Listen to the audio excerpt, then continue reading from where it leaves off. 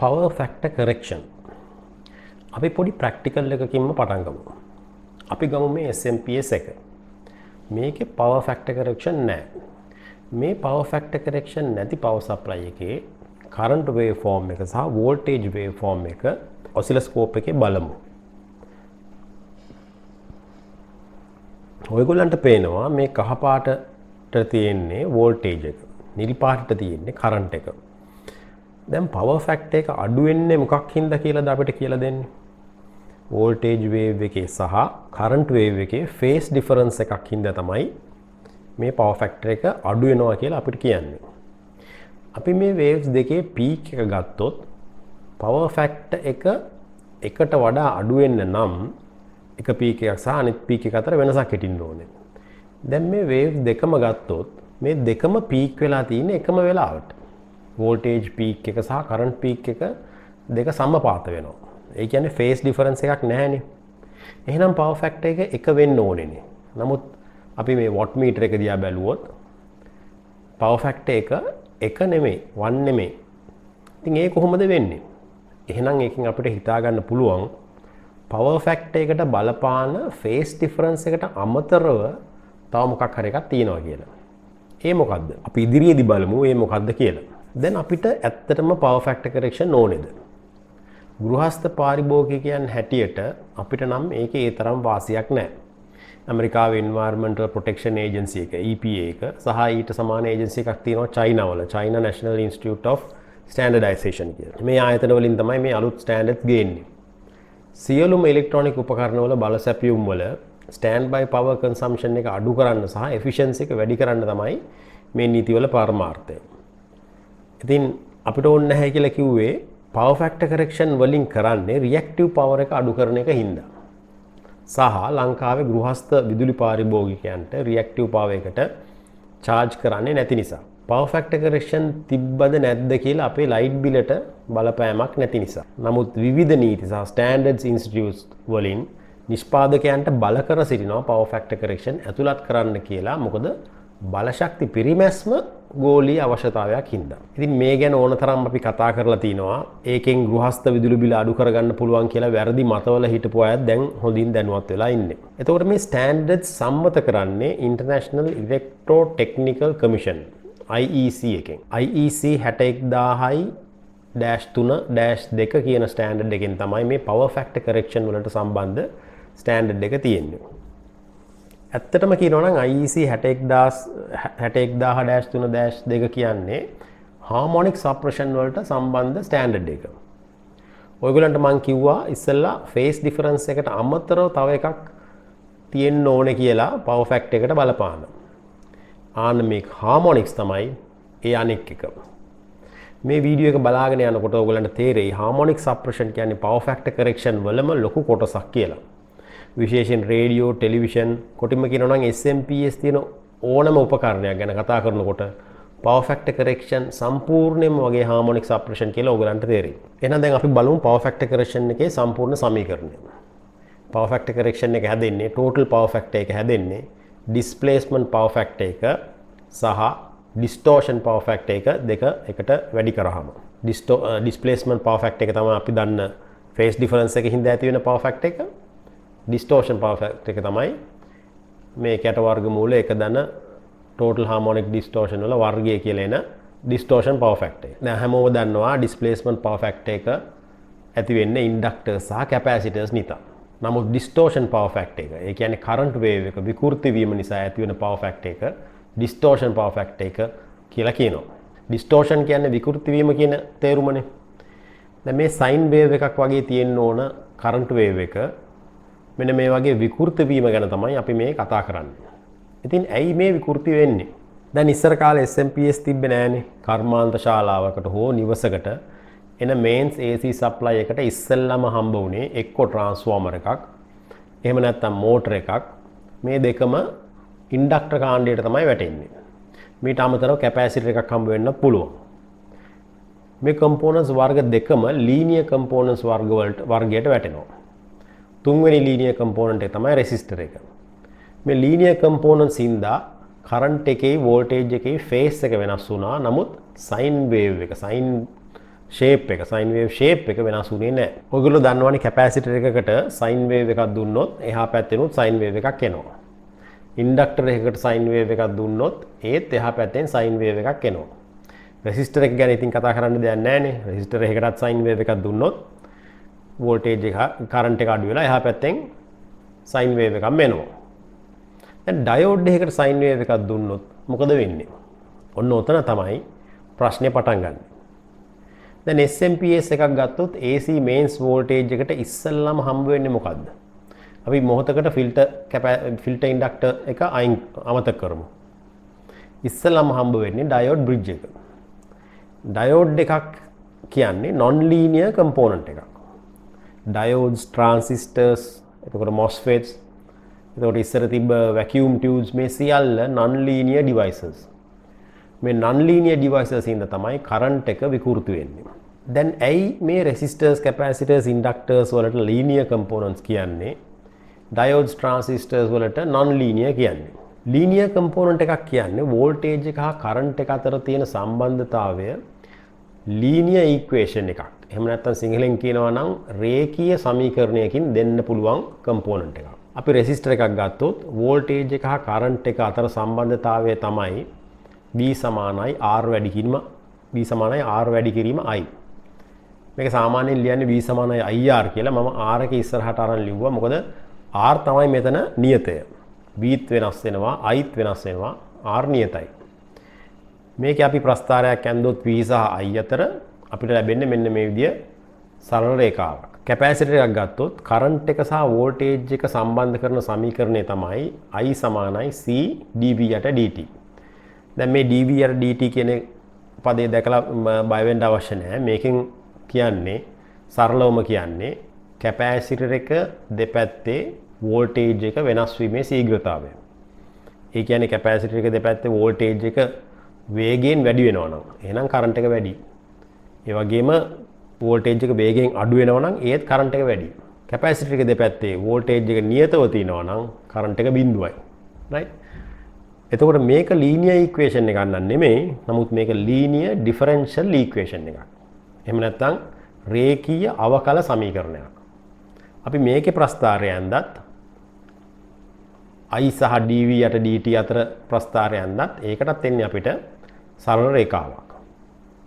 අපි ඉන්ඩක්ටර් එකක් ගමු. ඉන්ඩක්ටර් එකක් ගත්තොත් V සහ I අතර සම්බන්ධතාවය දෙන්නේ මෙන්න මේ සමීකරණයෙන්. V සමානයි L di යට dt.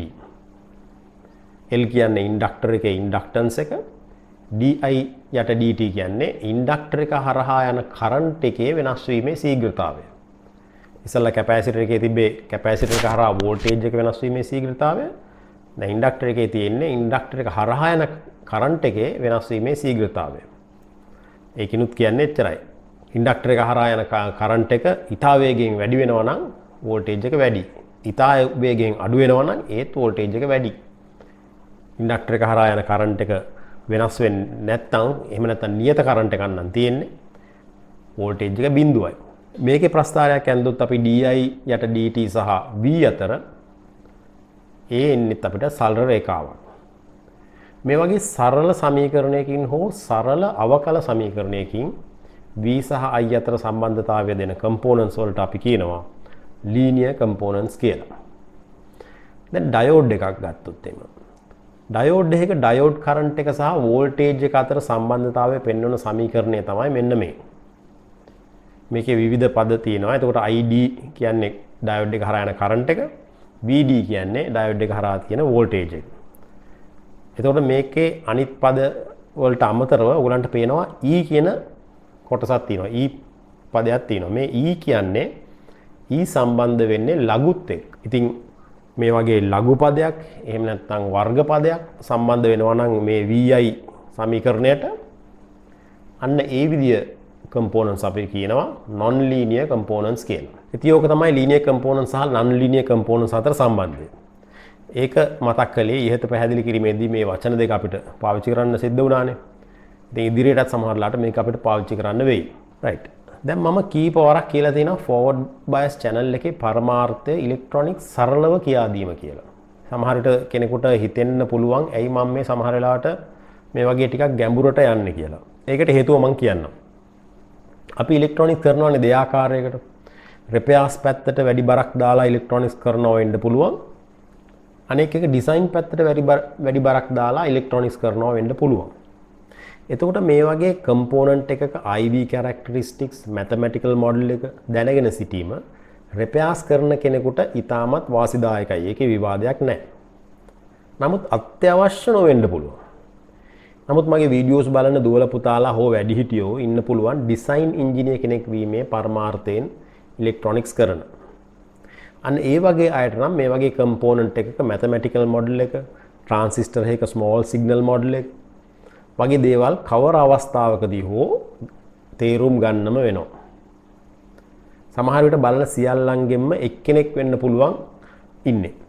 අන්න එයාට පෙරහුරුවක්, එයාගේ කුතුහලයේ ඇවිස්සීමක් හෝ මේවට තියෙන බය නැති කිරීමක් වගේ දේවල් හිතේ තියාගෙන තමයි මම ඒක කරන්නේ.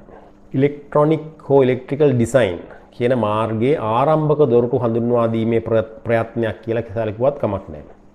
මොකද ඉලෙක්ට්‍රොනික් ඩිසයින් වලට ඇතුළු වෙන්න ඕනේ හරි දොරටුවෙන්.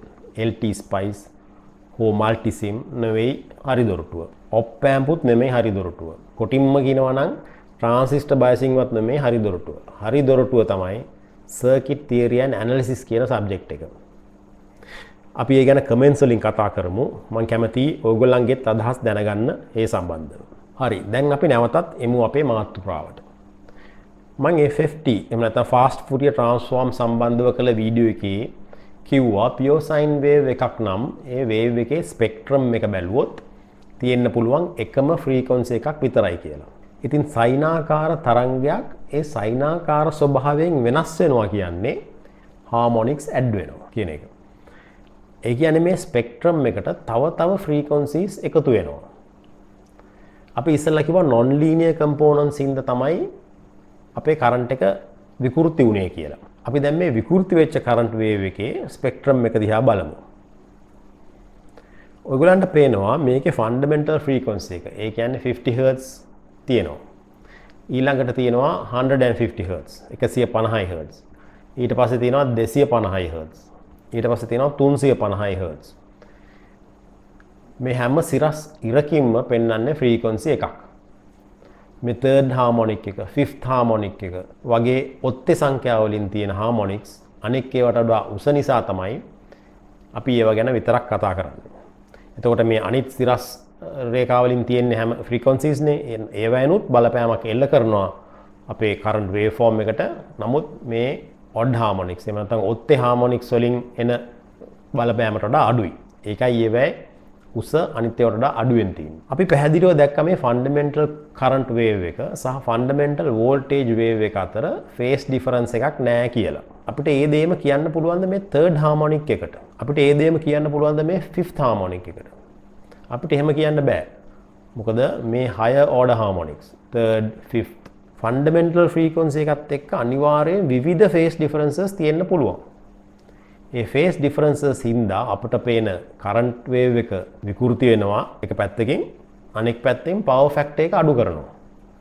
ඉතින් harmonics නිසා ඇතිවන power factor එකට තමයි මේ distortion power factor එක කියලා කියන්නේ. හරි. දැන් මේ harmonics හින්දා නම් SMPS වල power factor එක අඩු වෙන්නේ. power factor එක වැඩි කරගන්න අපි මොනවද කරන්න ඕනේ? ඉතාලම පැහැදිලි මොකද්ද කරන්න ඕනේ කියලා. අපි කරන්න ඕනේ harmonics අඩු කරන එක. harmonics අඩු කරන්න SMPS වල කරන පළමු පියවර තමයි input එකේදීම harmonic filter එකක් දාන එක. ඊළඟට තමයි active power factor correction circuit එක එන්නේ. දැන් මම ඔයගලන්ට පෙන්වන්නම් active power factor correction තියෙන SMPS එකක voltage waveform එක සහ current waveform එක. දැන් මේ power supply එකේ active power factor correction තියෙනවා. ඔයගලන්ට මේ screen එකේ power meter එක පේනවා. power factor එකත් එක්කම මේ screen එකෙන් oscilloscope එක පේනවා. කහ පාටින් voltage එක, පුරුදු පරිදි නිල් පාටින් current එක. දැන් මම power supply එක on කරනවා. තාම power supply එකට load එකක් දීලා නැහැ. power factor එක 0.6ක් වගේ තියෙනවා. මේ 0.6 කියන්නේ power factor correction නැති power supply එකට වඩා ගොඩාක් වැඩි නෑ. ඒකෙත් තිබ්බනේ unloaded අවස්ථාවේ 0.4ක් විතර power factor එක. load වුණාම තමයි ඒක 0.6කට වැඩි වුනේ. දැන් මේකේ unloaded අවස්ථාවෙම 0.6ක් තියෙනවා. අපි load කරලා බලමු power factor එකට මොකද වෙන්නේ කියලා. load එක වැඩි වෙන්න power factor එක improve වෙනවා. ඔන්න 0.9යි ගානකටම ආවා. ඒ වගේම ඔයගලන්ට පේනවා දැන් කරන්ට් වේව් ෆෝම් එක sign wave voltage wave form එක පුරාවටම කරන්ට් එක උත් යනවා වගේ පේනවා ඉස්සෙල්ලට වඩා. ඒකෙන් අපිට පේනවා පවර් ෆැක්ටර් කරෙක්ෂන් සර්කිට් එකේ නියම ඉෆෙක්ට් එක එන්න SMPS එකේ ලෝඩ් එක වැඩි වෙන්න ඕනේ. හරි දැන් තමයි හොඳම කොටස තියෙන්නේ.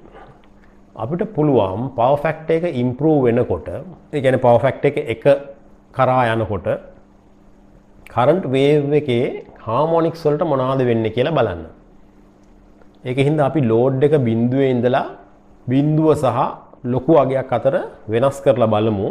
එතකොට අපි දන්නවා එකපාරටම පවර් ෆැක්ටර් එකත් වැඩි වෙනවායි කියලා. පවර් ෆැක්ටර් එක වැඩි වෙනකොට අපි FFT එක දිහා බලමු. ඒකේ ෆ්‍රීකවන්සිස් වලට මොනවද වෙන්නේ කියලා. ෆන්ඩමෙන්ටල් ෆ්‍රීකවන්සි එකට මොනවද වෙන්නේ? හාමොනික්ස් වලට මොනවද වෙන්නේ කියලා රියල් ටයිම් බලමු අපි පවර් ෆැක්ටර් එක වැඩි කරන ගමන්. දැන් FFT එකේ ඉස්සෙල්ලා දැක්කා වගේ ඔඩ් හාමොනික්ස්, ඒ කියන්නේ ඔත්තේ සංඛ්‍යාව වලින් එන හාමොනික්ස් ටික තියෙනවා. මම දැන් පවර් ෆැක්ටර් එක වැඩි කරනවා.